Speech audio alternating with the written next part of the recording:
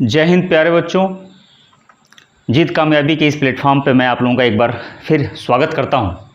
UPSI यानी कि दरोगा की भर्ती के लिए आपने कमर कस लिया होगा, ठीक है। इसमें तो कोई दो राय नहीं है, आपकी तैयारी भी एकदम ज़बरदस्त होगी, दिन रात आप लगे होंगे। उसी कड़ी में मेरा थोड़ा सा एक सहयोग का ही लिया जाए, या जो कुछ भी आप कह सकते हैं।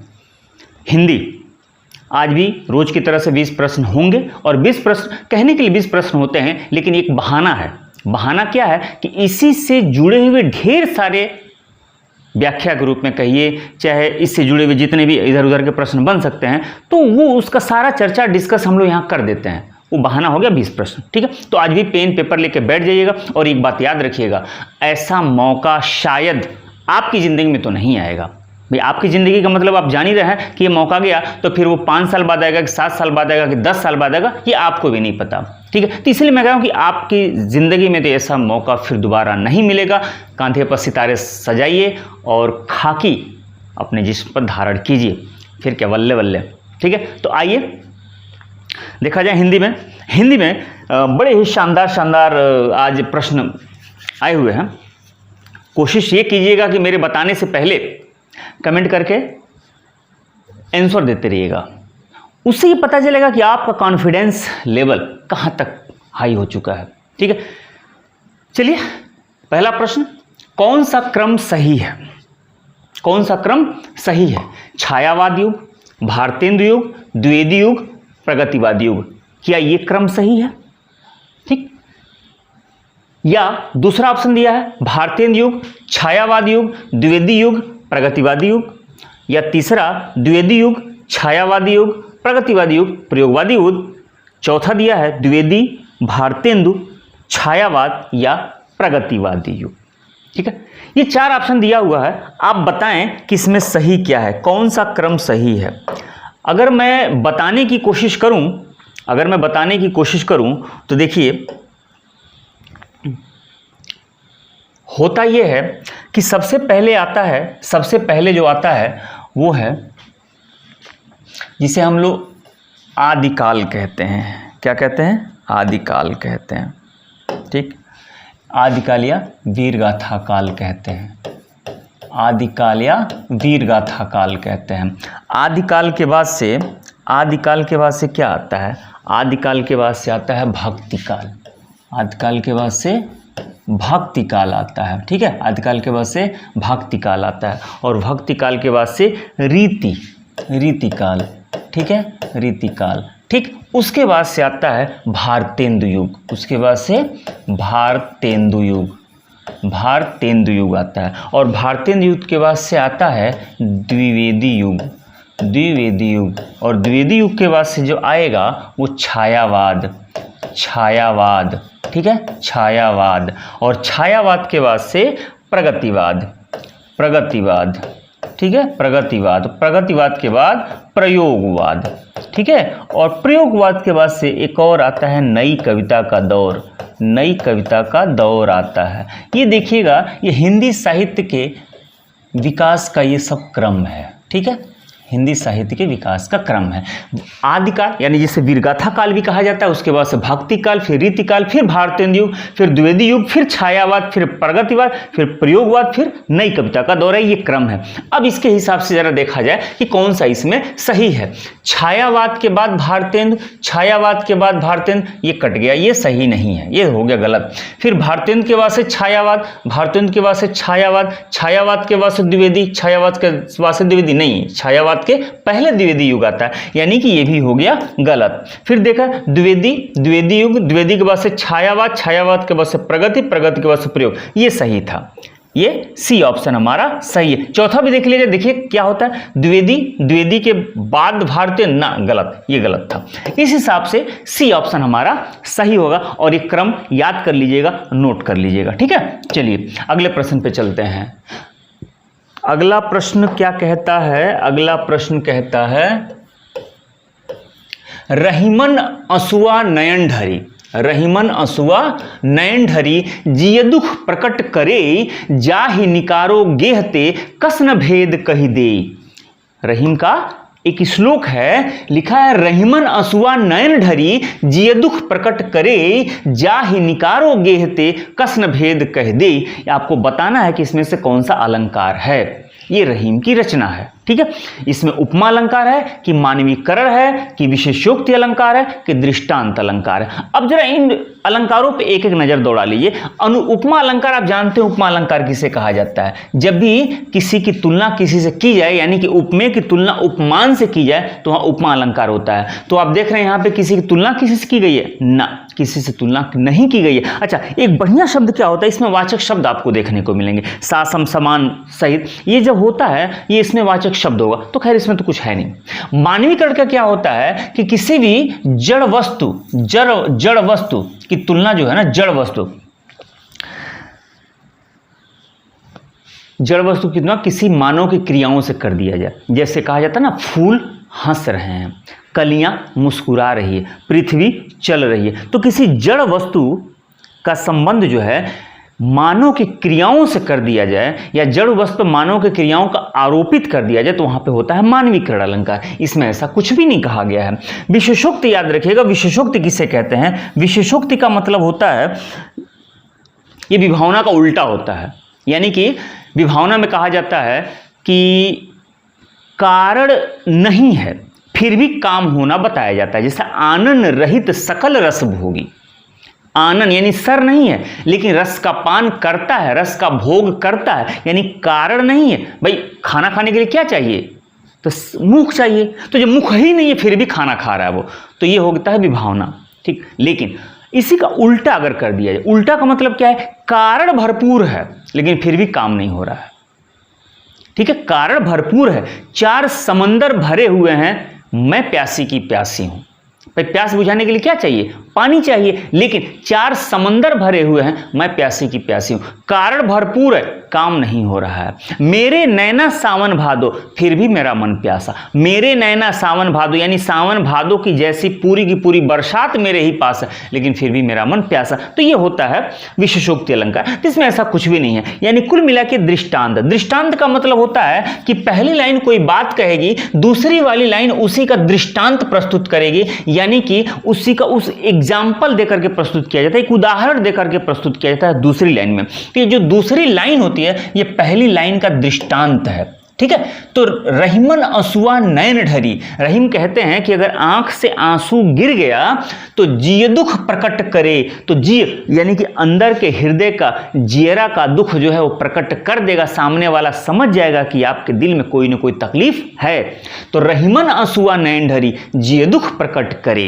अब दूसरी वाली लाइन में दृष्टांत प्रस्तुत किया जा रहा है, यानी कि एग्जाम्पल प्रस्तुत किया जा रहा है कि जैसे जाहि निकारो गेहते, यानी कि अगर किसी को आप अपने घर से निकाल देंगे तो कसन भेद कही दे, तो वह घर का सारा भेद बाहर जाकर के बता देगा। बताया ना, पहली लाइन में कह रहा है कि रहीमन असुआ ने, अगर आंख से आंसू बाहर निकला तो सामने वाले को पता चल जाएगा कि आपके दिल में कोई ना कोई तकलीफ है। ठीक उसी तरह से अगर आप किसी को अपने घर से निकाल देंगे तो बाहर जाकर के आपके घर के अंदर की सारी बात वो बता देता है। तो ये होता है दृष्टांत अलंकार। चलिए अगला है, चंदन विष व्यापक नहीं लिपटे रहत भुजंग। चंदन विष व्यापक नहीं लिपटे रहत भुजंग, ये कौन सा अलंकार है? ठीक है, चंदन विष व्यापक। देखिए चंदन का जो पेड़ होता है ना, बड़ा ही शीतल माना जाता है और उस पर ज़्यादातर सांप जो है वो लिपटे रहते हैं। चंदन के पेड़ पे ज़्यादातर सांप लिपटे रहते हैं, लेकिन सांप जहरीले होते हैं। सांप जहरीले होते हैं, उनका जहर वो उस पर डंक अपना मारते भी रहते हैं, काटते भी रहते हैं, लेकिन क्या चंदन विषैला हो जाता है? ना। इतने सर्प उस पर लिपटे रहते हैं लेकिन फिर भी चंदन पे कोई असर नहीं पड़ता है। ठीक है, तो यहां होता है अतद्गुण अलंकार। अतद्गुण, अतद्गुण लिखा हुआ है, अतद्गुण, अतद्गुण, तद्गुण। ठीक है, उसके जैसा अमन नहीं, यानी कि दूसरे का गुण वह नहीं ले सकता, भले ही वो साथ रहता है लेकिन दूसरे का गुण वो नहीं ले सकता। ऐसा अगर किसी श्लोक में बताया गया है तो वहीं पे कहा जाता है अतदगुण अलंकार। तो इसमें साफ साफ कहा गया है कि चंदन पर सर्प लिपटे रहते हैं, लेकिन फिर भी वह सर्प का गुण विषैला होता है और चंदन का गुण शीतलता होता है, लेकिन चंदन अपना गुण नहीं छोड़ता है, दूसरे का गुण नहीं लेता है। तद गुण यानी दूसरे का गुण और नहीं यानी कि नहीं लेता है। क्लियर हो गई बात? तो चंदन विष व्यापत नहीं लिपटे रहत भुजंग अतदगुण अलंकार। ठीक है, अगला देखा जाए। मनमाना में कौन समास है? मनमाना, मनमाना में कौन सा समास है? तत्पुरुष है कि कर्मधारय है कि बहुव्रीहि है कि द्वंद्व है? तो मनमाना में जो समास होगा वो होगा तत्पुरुष समास। क्यों होगा? ये लिखा है कि मन से माना, मन से माना। नहीं कहते हैं कि कोई आप तुम मनमाना काम कर रहे हो, तो मनमाना काम कर रहे हो तो मतलब यह है कि तुम्हारा जो मन किया, तुमने जो मन से मान लिया, तुम वही कर रहे हो। मन से मान कर देना, ठीक है, तुम्हारा जो मन कर दिया तुम उसे कर दी, इसे वो कहते हैं मनमाना। तो मन से माना, तो ये हो गया कारक चिन्ह का इसमें लोप है। तो जब कारक चिन्ह का लोप है तो क्या हो जाएगा? तत्पुरुष समास हो जाएगा। ठीक है, चलिए अगला प्रश्न क्या कहता है? अनभिज्ञ का विलोम क्या होगा? अनभिज्ञ का विलोम क्या होगा? अनभिज्ञ, ठीक है, अनभिज्ञ का विलोम क्या होगा? अब जरा एक चीज जरा ध्यान से देखिएगा, अनभिज्ञ का विलोम क्या होगा।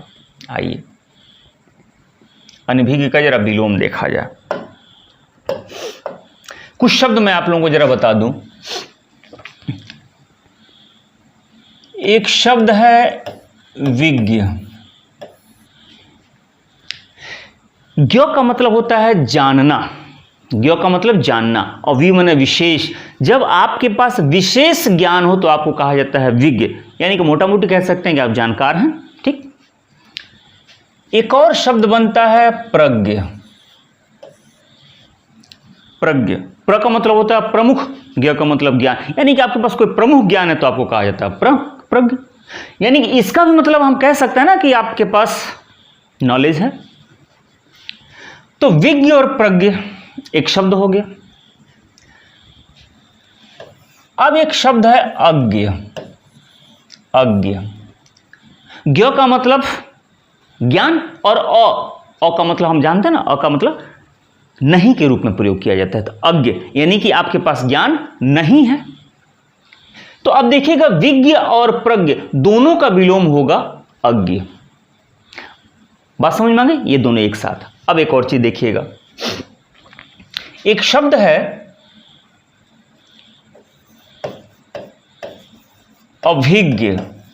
अभिज्ञ, याद रखिएगा भिज्ञ, ये जो शब्द है भिज्ञ, भिज्ञ ये कोई शब्द नहीं है, ये कोई शब्द है ही नहीं, ये कोई शब्द है ही नहीं। भिज्ञ कोई शब्द नहीं होता है। अभि, अभि, अभिज्ञ, अभिज्ञ, अगर कोई ऐसा ज्ञान जो आपको तत्कालिक रूप से प्राप्त होता है तो उसको कहते हैं अभिज्ञ। यानी कोई घटना घट रही है, अगर आप उसके बारे में तत्कालिक रूप से आप जान गए तो आपको कहा जाता है आप उससे अभिज्ञ हैं। भिज्ञ कोई शब्द ही नहीं होता है। बहुत सारे लोग ऐसे समझते हैं भिज्ञ का उल्टा अभिज्ञ, ना, भिज्ञ तो कोई शब्द ही नहीं, यहां अभि लिखा हुआ है, ये अ नहीं है, अभि एक साथ है और ज्ञ अभिज्ञ होता है। ठीक है, तो ये हो गया अभिज्ञ। जब ये अभिज्ञ हो गया तो अभिज्ञ यानी कि किसी घटना से आप परिचित हैं। ठीक है, किसी घटना से तत्कालिक कोई घटना घटी, आप उससे परिचित हैं। अब इसका उल्टा होगा अनभिज्ञ। इसका उल्टा क्या होगा? अनभिज्ञ। अनभिज्ञ, तो अभिज्ञ का उल्टा हो जाता है अनभिज्ञ। ठीक, यानी कि आप परिचित नहीं है किसी से। तो अनभिज्ञ का विलोम पूछ रहा है तो क्या हो जाएगा? अभिज्ञ हो जाएगा। याद रखिएगा विज्ञ कोई शब्द नहीं है और अज्ञ का विलोम क्या होगा? विज्ञ हो जाएगा। ठीक है, चलिए अगला प्रश्न क्या कह रहा है? कौन सा विलोम युग्म त्रुटिपूर्ण है? कौन सा विलोम युग्म त्रुटिपूर्ण है? आमिष का सामिष ये विलोम, आधार का आधेय ये आपस में विलोम, विनत का उद्धत ये आपस का विलोम, और विपत्ति का संपत्ति ये आपस का विलोम। इसमें से कौन सा बताइए सही विलोम युग्म है? सॉरी, 3 इसमें सही होंगे और 1 इसमें सही नहीं होगा। तो देखिए, आधार का विलोम आधेय होता है, 100% सही है। विपत्ति का संपत्ति होता है, ये भी सही है। विनत का उद्धत होता है, ये भी सही है। विनत का मतलब सौम्य होता है और उद्धत का मतलब उदंड होता है, तो ये दोनों एक दूसरे का विलोम होता है। विपत्ति यानी कि आपके पास विपत्ति है और संपत्ति यानी कि संपत्ति, विपत्ति का उल्टा संपत्ति होता है, विपत्ति संपत्ति, ठीक। आमिष का सामिष नहीं होता है, ये दोनों एक दूसरे का समानार्थी यानी कि पर्यायवाची है। इसका जो विलोम होगा आमिष का वो होता है निरामिष, आमिष का निरामिष होगा, निरामिष।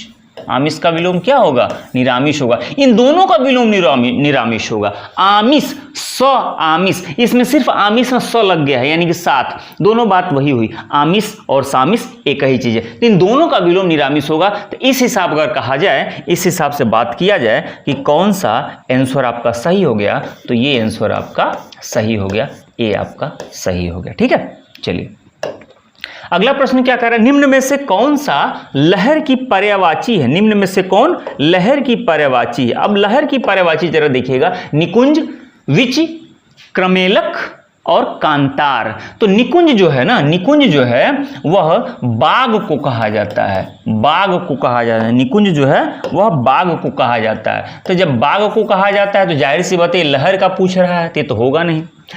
क्रमेलक जो है ऊंट को कहा जाता है, ऊंट की पर्यायवाची है, क्रमेलक जो है ऊंट की पर्यायवाची है, ऊंट की। कांतार जो है वो जंगल की पर्यायवाची है, जंगल की पर्यायवाची है कांतार। तो बचा क्या? विचि, विचि, विचि तरंग, लहर, ठीक है। चलिए अगला, अंडे सेना, एक मुहावरा है अंडा सेना, नहीं कहते हैं बैठ के अंडा से रहे हो क्या, मुहावरा है बैठकर अंडा से रहे हो क्या। तो अंडे सेना मुहावरे का सही अर्थ क्या होगा? तो सही है अंडों की फौज तैयार करना, चूजा निकालने की प्रक्रिया, बेकार बैठना, विकलांग होना। तो सीधी सी बात है, आप इसको जान होंगे, जब कोई फालतू बैठ के घर में चुपचाप बैठे रहता है तो गांव में लोग कहते हैं बैठ के अंडा से रहा, यानी कि फालतू बैठना, बेकार बैठना, ठीक है। घर में बेकार बैठे रहने को कहा जाता है अंडा सेना, ठीक। चलिए अगला प्रश्न क्या कह रहा है, कौन सी वर्तनी शुद्ध है? जरा देखिएगा कौन सी वर्तनी शुद्ध है। छत्र छाया, दुरावस्था, आध्यात्मिक, अनुग्रहित। ये चार ऑप्शन आपके सामने दिए हुए हैं और आपको बताना है कि इसमें से कौन सी वर्तनी शुद्ध है। अब जरा एक एक करके देखा जाए कि शुद्ध है कि नहीं है। चलिए छत्र छाया को देखा जाए। छत्र छाया, देखिए सही मायने में छत्र छाया कैसे लिखा जाता है। तो छत्र छाया जब भी लिखना होगा याद रखिएगा, संधि का एक रूल है कि किसी भी स्वर के बाद अगर छ आए, किसी भी स्वर के बाद दो शब्द लिखा है, परि, धन, छेद। तो यानी कि स्वर के बाद अगर ये छ आ रहा है ना तो ऑटोमेटिक बीच में आधा च लग जाता है। बीच में कौन सा लगता है? आधा च लग जाता है, ठीक। लिखा हो अनु, छेद, तो क्या लग जाएगा? बीच में आधा च लग जाएगा। ठीक उसी तरह से ये लिखा है छत्र छाया, तो बीच में आधा च लग जाएगा, तो शुद्ध होगा छत्र छाया। शुद्ध क्या बनेगा? छत्र छाया। तो ये तो इसका मतलब कि सही नहीं है। अब जरा उस पे आइए जाए, दुरावस्था पे। दुरावस्था क्या है? दुहधन अवस्था, दुहधन अवस्था, अवस्था, ठीक है। देखिएगा दुह धन अवस्था, तो विसर्ग के बाद अगर स्वर आए तो यह विसर्ग र में परिवर्तित हो जाता है, र में। अब याद रखिएगा ये जब र में परिवर्तित होगा तो पीछे से क्या आ रहा है? अ आ रहा है, अ, आ नहीं आ रहा है, आ नहीं आ रहा, अ आ रहा है। तो जाहिर सी बात है पीछे से जब अ आ रहा है तो र पर अ की मात्रा लगेगी, आ की मात्रा नहीं लगेगी, तो होगा दूरावस्था। ऐसे होता है दूरावस्था, दूरावस्था होता है, दूरावस्था नहीं होता, यानी कि ये भी गलत है। अब देखिएगा आध्यात्मिक, आध्यात्मिक लिखा है अध्यात्म और पीछे से प्रत्यय लग रहा है इक। तो जब इक प्रत्यय लगता है तो इक प्रत्यय का रूल है, याद रखिएगा कि आगे अगर शुरुआत में अ है तो यह आ में परिवर्तित हो जाएगा, अगर ई है तो ए में परिवर्तित हो जाएगा, ऊ है तो औ में परिवर्तित हो जाएगा। जैसे लिखा हो उद्योग और जो ही इक लगाएंगे तो क्या बनेगा? औद्योगिक। लिखा हो इच्छा और जब इक लगाएंगे तो क्या बन जाएगा? ऐच्छिक। उसी तरह से जब लिखा है अध्यात्म और जब इक लगाएंगे तो आध्यात्मिक नहीं बनेगा, क्या बनेगा? आध्यात्मिक बनेगा। आध्यात्मिक यानी कि ये आ हो जाएगा, आध्यात्मिक, आध्यात्मिक बन जाएगा। ठीक है, इसका मतलब ये भी गलत है, ये सही है। अनुग्रह, अनुग्रह, अनुग्रह और अनुग्रह में जब ईत लगाते हैं तो ये ग्रह जो है गृह में परिवर्तित हो जाता है, तो हो जाता है अनुग्रहित।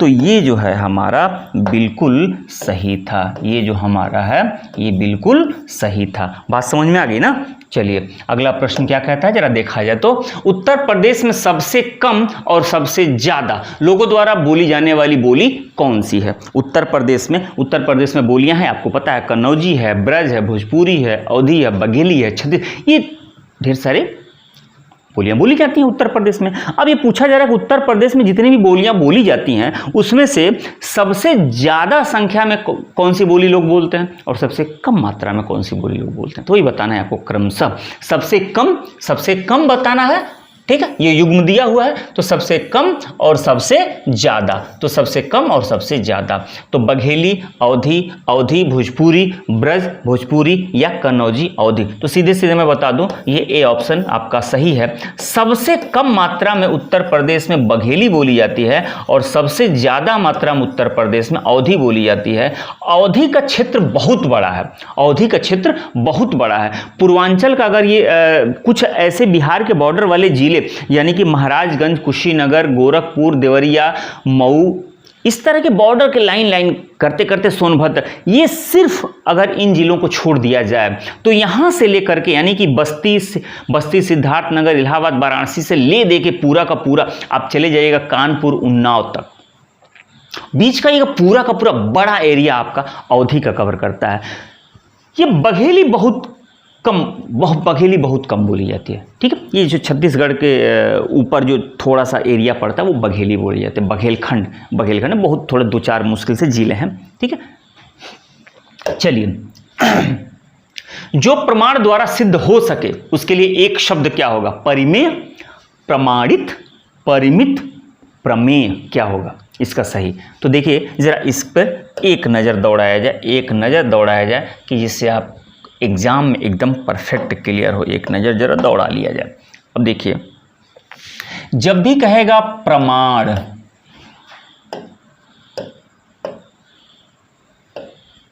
जब भी कहेगा प्रमाण द्वारा सिद्ध हुआ है, नहीं हुआ है, हो सकेगा, नहीं हो सकेगा, एक ये कहेगा, एक कहेगा जिसे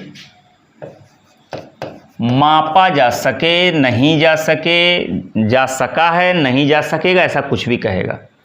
तो जब प्रमाण कहेगा याद रखिएगा तो एक शब्द बनेगा प्रमाणित और एक शब्द बनेगा प्रमेय, फिर एक शब्द बनेगा अप्रमाणित और एक शब्द बनेगा अप्रमेय।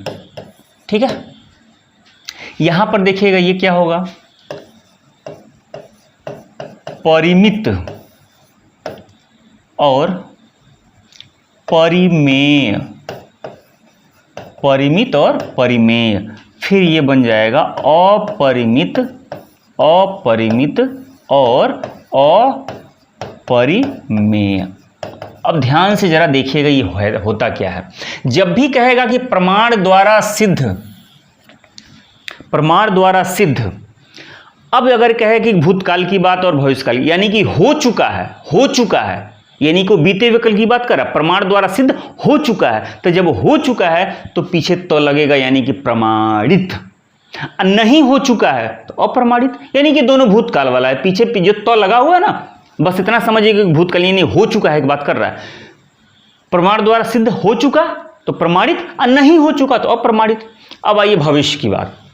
प्रमाण द्वारा सिद्ध हो सकेगा या प्रमाण द्वारा सिद्ध हो सके तो प्रमेय, अब प्रमाण द्वारा सिद्ध न हो सके तो अप्रमेय, यानी कि दोनों आने वाले वक्त की बात कर रहा है और ये दोनों बीते हुए समय की बात कर रहा है। प्रमाण द्वारा सिद्ध हो चुका है तो प्रमाणित नहीं हो सकेगा। प्रमाण द्वारा सिद्ध हो चुका है तो प्रमाणित, नहीं हो चुका है तो अप्रमाणित। प्रमाण द्वारा सिद्ध हो सके प्रमेय, प्रमाण द्वारा सिद्ध न हो सके अप्रमेय। ठीक, वही काम यहां दिखेगा। ठीक है, जिसे मापा जा सके, मापा जा सके यानी कि आने वाले टाइम में ना, मापा जा सके यानी भाई हम कर सकते हैं आने वाले टाइम में तो परिमेय, लेकिन भूतकाल में जिसे मापा जा चुका है तो परिमित, मापा नहीं जा चुका है तो अपरिमित, मापा नहीं जा सके अपरिमेय। ठीक है, तो इत बीते हुए समय के लिए लगाते हैं और ए आने वाले समय के लिए लगाते हैं। तो ये 4 और 4 8 शब्द आप याद रख लीजिएगा। इस तरीके से एक ही में करके बड़ा शानदार फंसाता है। ठीक है, और बच्चे बड़े अच्छे से गच्चा खा जाते हैं। ठीक है, तो बच्चा आप लोग गच्चा मत खाइएगा, इसको रट लीजिएगा। ठीक है, आइए, क्रोध किसका अस्थाई भाव है? ये तो अब क्या कहा जाए, नर्सरी वाला प्रश्न कहा जाए, नर्सरी वाला। क्रोध किसका अस्थाई भाव है? तो बताइए, क्रोध किसका अस्थाई भाव है? क्रोध तो रौद्र का हो जाएगा अस्थाई भाव क्रोध। बात समझ में आ गई ना? रौद्र रस। वीर का उत्साह होता है, हास्य का हास होता है और करुण का शोक होता है ना। चलिए, अगला प्रश्न क्या कह रहा है? किस कवि को अलंकारी कवि कहा जाता है? ये तो रट्टा मारे होंगे ना आप लोग, ये तो रट्टा मारे होंगे। एक आसान सा प्रश्न देना भी जरूरी है ना। केशव महाराज को अलंकारी कवि कहा जाता है। ठीक है, ये तो खैर आसान सा प्रश्न था, एक डाल दिया। निम्न में से कौन सी रचना महादेव वर्मा की नहीं है? निम्न में से कौन सी रचना महादेव वर्मा की नहीं है? निर्जा, यामा, दीपशिखा और झरना। कहने के लिए तो भी आसान है और जानते होंगे, उम्मीद आपसे तो मेरी पूरी उम्मीद है कि हाँ आप जानते होंगे 100%। ठीक है, तो निर्जा, यामा, दीपशिखा ये सब महादेवी वर्मा की हैं। झरना नहीं है। झरना किसका है? झरना जो है जयशंकर प्रसाद का है। झरना जो है जयशंकर प्रसाद का है। आइए, अत्यंत शब्द में कौन सा क्रिया विशेषण है? अत्यंत कौन सा क्रिया विशेषण? 4 क्रिया विशेषण यहां पे दिया गया है। एक दिया है परिमाणवाचक, एक दिया है स्थानवाचक और एक दिया है कालवाचक और एक दिया है रीतिवाचक। तो देखिए, परिमाण का मतलब मात्रा होता है, ठीक, स्थान का मतलब जगह होता है, काल का मतलब टाइम और रीति का मतलब तरीका। अगर मैं ये कहूं, यहां पे लिखा क्या? अत्यंत, अत्यंत। ठीक है, अब अत्यंत आप बताइए, अत्यंत स्थान को बता रहा है कि तरीका को बता रहा है कि टाइम को बता रहा है कि मात्रा को बता रहा है?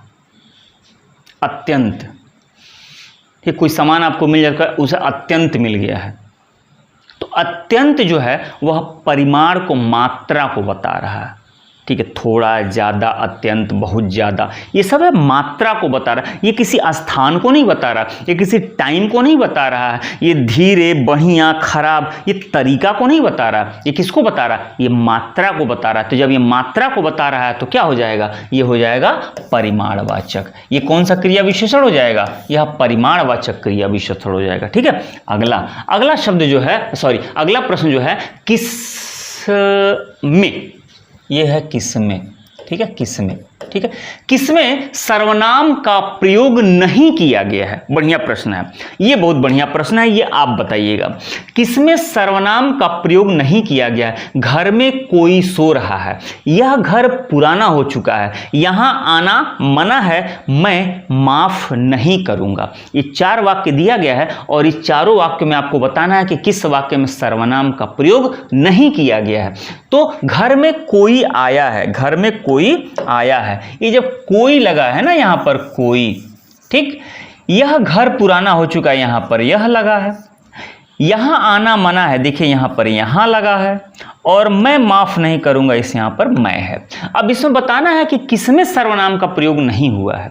तो ठीक, ये जो सेकंड वाला है ये बिल्कुल सही है, इस वाक्य में सर्वनाम का प्रयोग नहीं हुआ है। क्यों नहीं हुआ है देखिएगा, घर में कोई सो रहा है। अब कोई का मतलब ये मान के चलें कि एक लड़का हो सकता है। तो सर्वनाम की परिभाषा यह कहती है कि संज्ञा के स्थान पर प्रयोग करने वाले शब्दों को कहा जाता है सर्वनाम। तो मान लिया कि वहां लड़का हो सकता था, मैं लड़का शब्द इस्तेमाल नहीं किया, उसके जगह पर मैंने कह दिया कोई, ठीक, तो सर्वनाम हो गया।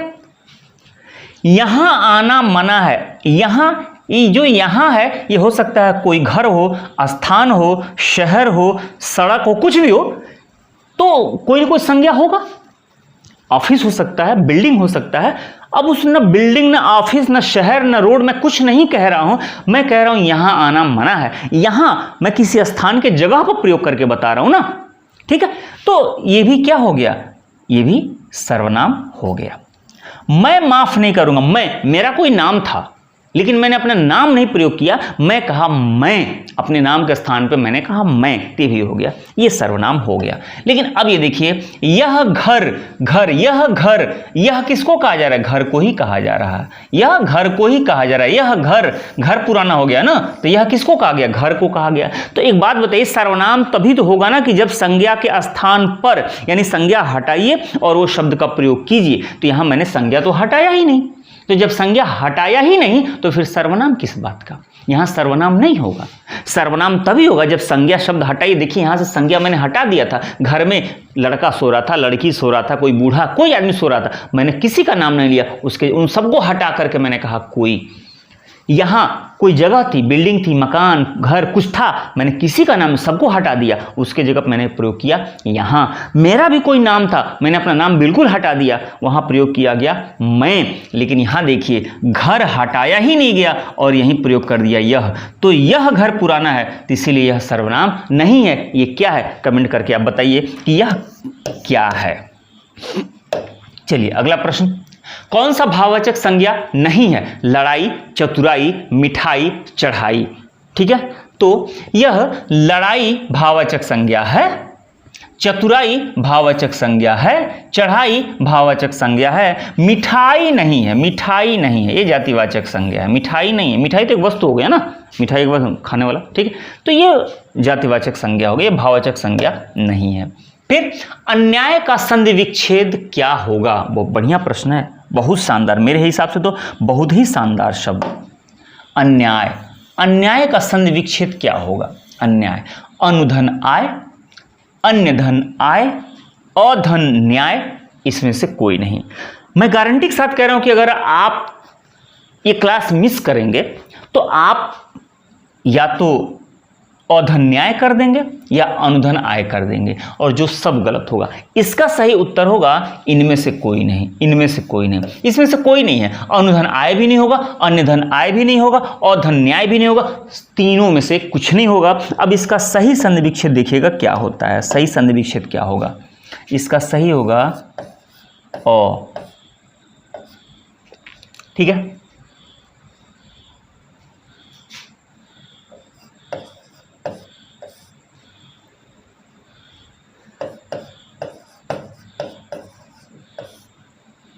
देखिए अ नी आय, अ नी आय, सही संधि विच्छेद क्या हुआ, अ धन नी धन आय। अब कैसे, जरा इसको भी एक नज़र दौड़ा लिया जाए, इसको भी एक नज़र दौड़ा लिया जाए कि कैसे ये बना है, कैसे ये बना है, जरा देखा जाए अ नी और आय कैसे बन रहा है।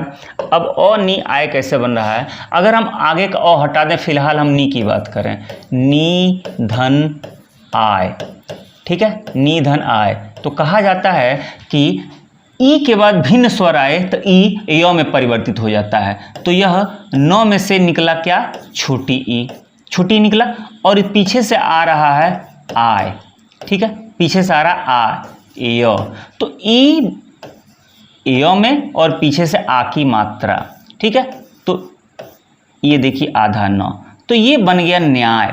तो नी धन आय बराबर हो जाता है न्याय। अब आगे लगा हुआ है अ, अब आगे लगा दीजिए अ, तो बनेगा अन्याय। बात समझ में आ गई ना, बात समझ में आ गई ना। तो इसका सही होगा अ धन नी धन आय, अन्याय का संधि विकसित होगा अ धन नी धन आय। वास्ते अव्यय का प्रयोग किस कारक में किया जाता है? इसमें से कौन सा ऐसा कारक है जिसमें वास्ते, वास्ते शब्द का प्रयोग किया जाता है? वास्ते, ठीक है, वास्ते कहते हैं ना कि मैं तुम्हारे वास्ते आया हूं, मैं तुम्हारे वास्ते आया हूं, मैं तुम्हारे वास्ते आया हूं, ठीक है। अब ये वाक्य एक बनता है मैं तुम्हारे वास्ते आया हूं, तो आप बता सकते हैं कि यह संप्रदान है। आप क्या कहेंगे? संप्रदान। तो संप्रदान का जो होता है ना के लिए, संप्रदान का होता है ना के लिए, तो ये के लिए को ही कहा जाता है के वास्ते, के वास्ते, ठीक है। अगर मैं कहूं मैं तुम्हारे लिए आया हूं, उसी को तो मैंने कहा कि मैं तुम्हारे वास्ते आया हूं, मैं तुम्हारे वास्ते आया हूं, मैं तुम्हारे निमित्त आया हूं, मैं तुम्हारे लिए आया हूं, सब एक यही बात है। तो वास्ते शब्द, वास्ते जो कारक चिन्ह है वो किसका, किस कारक का कारक चिन्ह है? तो आप कहिएगा हमेशा संप्रदान का, ठीक है। मैं तुम्हारे वास्ते पढ़ रहा हूं, ठीक। अब देखिए स्वपरिवार में कौन सा समास है? स्वपरिवार, स्वपरिवार में होता है बहुव्रीहि समास। स्वपरिवार में कौन सा समास होता है? बहुव्रीहि समास होता है। और स्वपरिवार में बहुव्रीहि समास कैसे होगा जरा देख लीजिएगा, स्वपरिवार में बहुव्रीहि समास कैसे होगा। अब आइए स्वपरिवार में बहुव्रीहि समास देखा जाए। अब स्वपरिवार में देखिए बहुव्रीहि समास 4 प्रकार का होता है। एक होता है समानाधिकरण, समानाधिकरण बहुव्रीहि, और एक होता है व्यधिकरण बहुव्रीहि, व्यधिकरण बहुव्रीहि, और एक होता है तुल्य योग बहुव्रीहि, तुल्य योग बहुव्रीहि, और आखिरी होता है व्यतिहार बहुव्रीहि, व्यतिहार बहुव्रीहि। अब इसमें देखिए करना क्या होता है, तुल्य योग में सीधा सीधा कहता है किसी भी शब्द के आगे अगर स लगा दीजिए, किसी भी शब्द के आगे अगर स लगा दीजिए, मूल शब्द शुद्ध शब्द उसके आगे स लगा, यानी साथ का बोध करा देना है तुलनात्मक रूप से, यानी स शरीर, स परिवार, स फल, स देह, तो सब का सब बहुव्रीहि समास बनता है। क्लियर?